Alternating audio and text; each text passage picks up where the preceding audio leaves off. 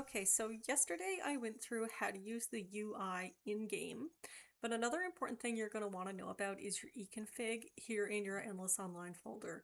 So if you double click that, you open it up. I'm just going to go through some of the more important options you'll want to know about. Your first tab here is connection. This just means that you're connected to the main server, so you don't have to worry too much about that. We no longer have a test server. Down here at the bottom is a nice option. This is idle disconnect. So if you remember from the old game, if you AFK'd for a while, then you would automatically disconnect. You can enable that again, or you can keep it disabled so that you just AFK and you're sitting here and don't disconnect.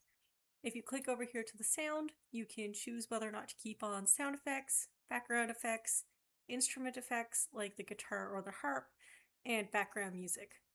If you want to keep these enabled, but you don't want them to be the same as your regular computer volume, you can choose a percentage, how loud you want that to be. And scrolling down here, you can see that you can choose whether or not to get dings for personal notifications or guild notifications in your chat, and whether or not you'd like to hear NPC sounds as you're walking around the game or as you're killing them. Over here in your video tab, you can choose an FPS. We are generally on classic. The faster FPS is new and experimental. Most of us prefer classic, but it's your choice. You can play around with that and see.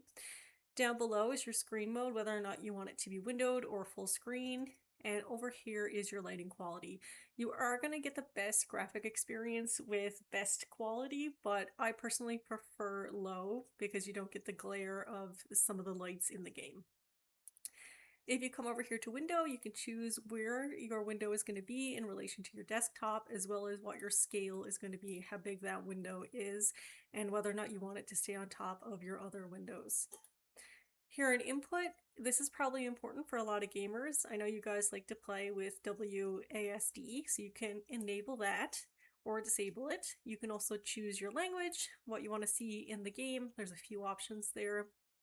Over here on the side, you have mouse click pathfind, so whether or not you want to be able to walk around the game just by clicking a square and walking to it.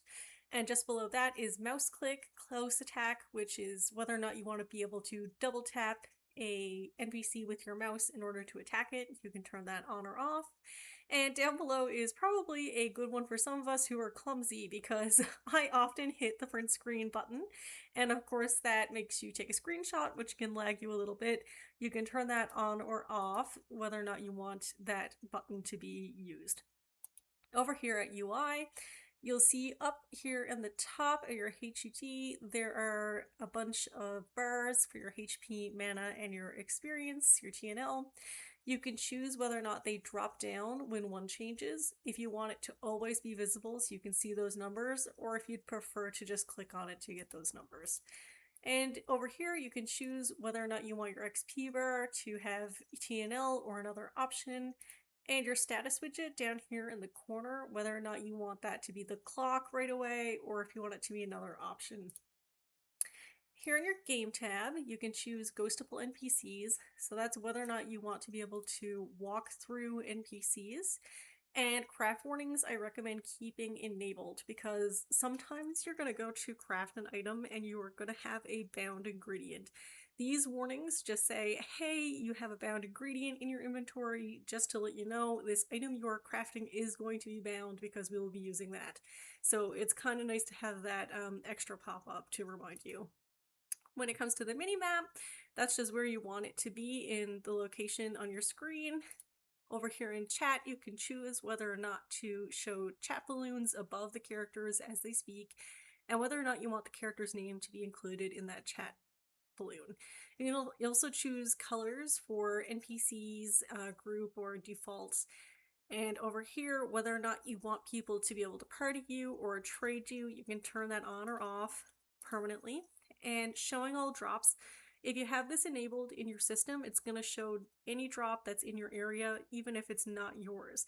If you only want to be able to see your drops, you can disable that, and then you will not get other people's drops in your system tab.